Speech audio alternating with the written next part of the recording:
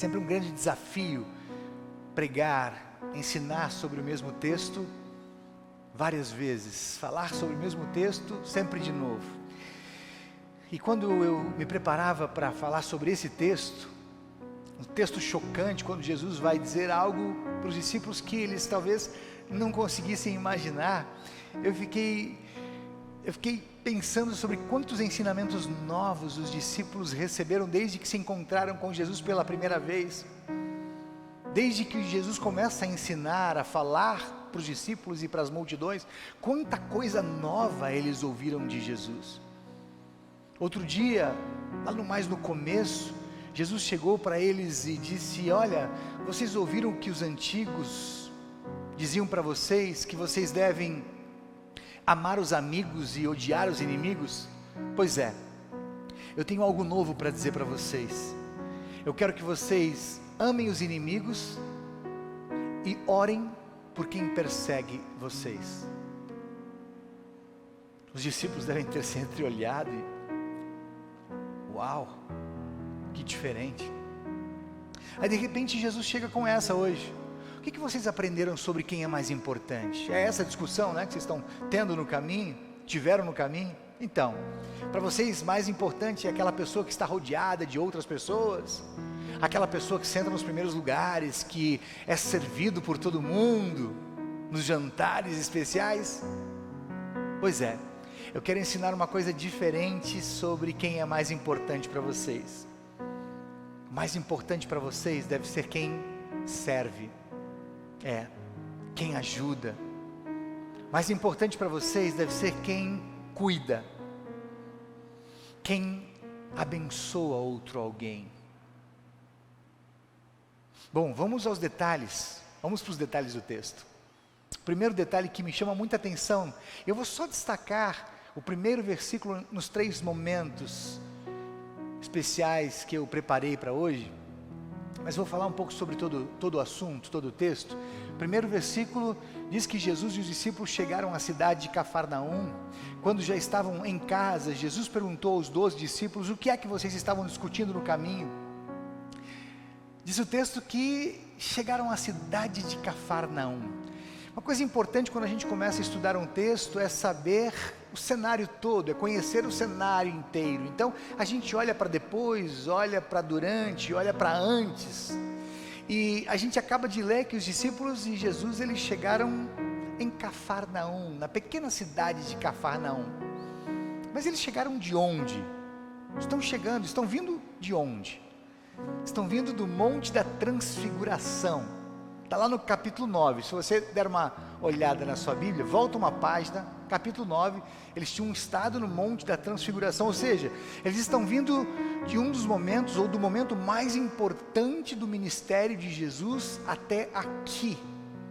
Quando eles estavam lá em cima do monte, num dos lugares mais altos da terra de Israel, possivelmente no meio do ministério de Jesus, falando cronologicamente, Deus simplesmente abre com as mãos o céu e fala de lá de cima para o mundo inteiro ouvir: ei mundo, esse aqui é o meu filho querido, eu quero que vocês ouçam o que ele vai dizer para vocês. Mundo, esse é o meu filho querido, deem atenção para tudo que ele vai ouvir, não deixe ele falar sozinho, ele vai falar um monte de coisas muito importantes, ouçam o que ele tem para ouvir.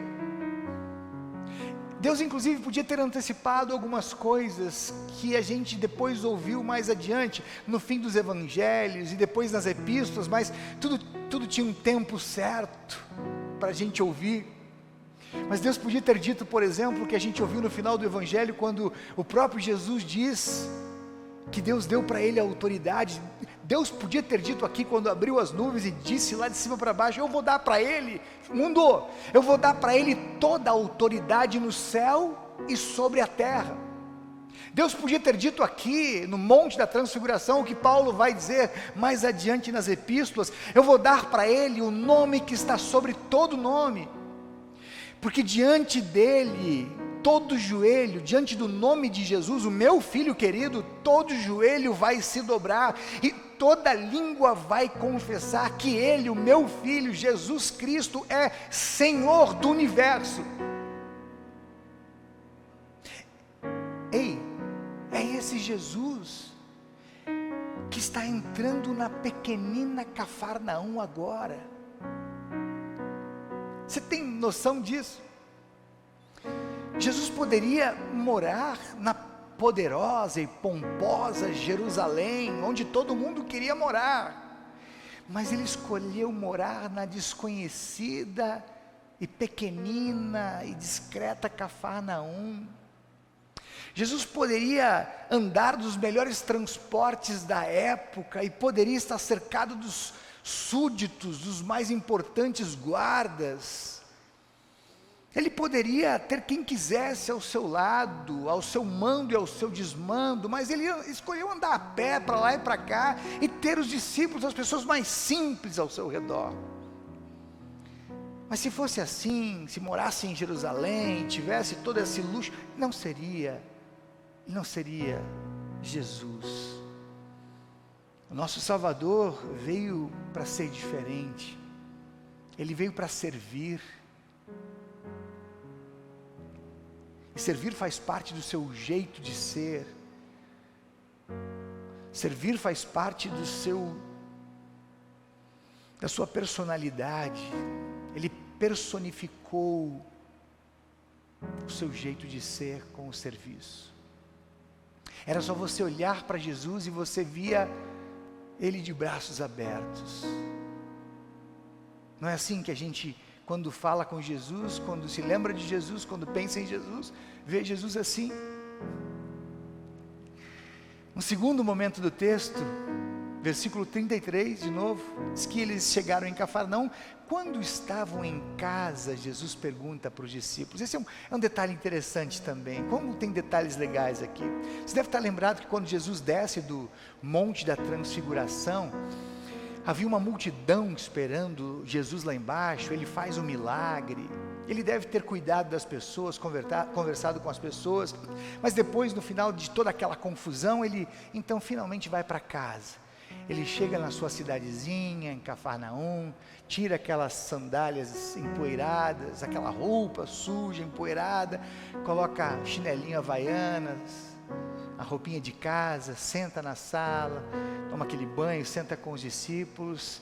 Na verdade, ele está querendo um tempo sozinho com os discípulos. Se você der uma olhadinha no versículo 30, um pouco antes do texto, vai dizer que ele queria que ninguém soubesse onde ele estava, porque ele queria um momento só com os discípulos. Ele queria ensinar os discípulos sobre algo diferente, algo importante. Nada melhor do que uma conversa em casa, não é? Alguns assuntos precisam ser tratados internamente. É como na nossa casa, não é verdade? É como acontece na sua, como acontece na minha. Tem assuntos sobre a nossa casa, a nossa família, que a gente não conversa na rua, que a gente não conversa com os outros, que a gente não expõe na internet. Tem assuntos que são nossos, da nossa família, da nossa casa, que a gente trata em casa. É exatamente assim que deve acontecer na igreja, na nossa família da fé, não é?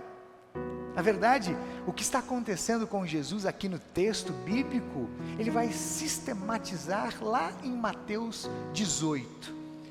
Quando Jesus vai dizer que qualquer coisa que aconteça entre os irmãos, eventuais indisposições, que isso seja resolvido entre os irmãos, sem maiores exposições, sem maiores constrangimentos.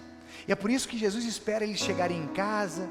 É por isso que agora são apenas eles, as portas estão fechadas, o assunto vai ficar ali, eles vão conversar os assuntos ali, ou esse assunto em especial, o assunto vai ser resolvido ali. Quando eles saírem de casa, tudo vai estar resolvido, tudo vai estar bem de novo.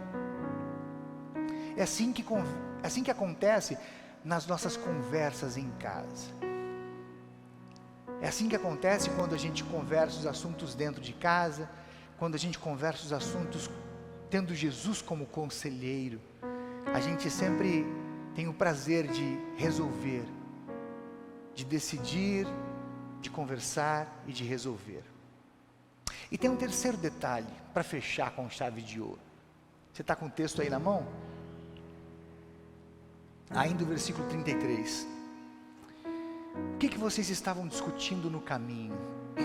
A discussão que os discípulos tiveram no caminho era tão ridícula, e quando Jesus pergunta para eles sobre o que eles estavam discutindo, diz que eles ficaram em silêncio. Acho que eles estavam envergonhados de terem discutido sobre quem era mais importante. A gente não sabe muito bem a origem da discussão, por que eles começaram essa discussão sobre quem era mais importante. O texto não fala. Será que eles começaram essa discussão porque quando Jesus vai para o Monte da Transfiguração, ele levou apenas Pedro, Tiago e João? Será que eles começaram essa discussão porque ficaram os outros, e os outros que ficaram não conseguiram fazer aquele milagre? O pai leva o menino que tinha possessões e pede pelo amor de Deus que os discípulos curem o seu filho, e eles não conseguiram fazer o milagre.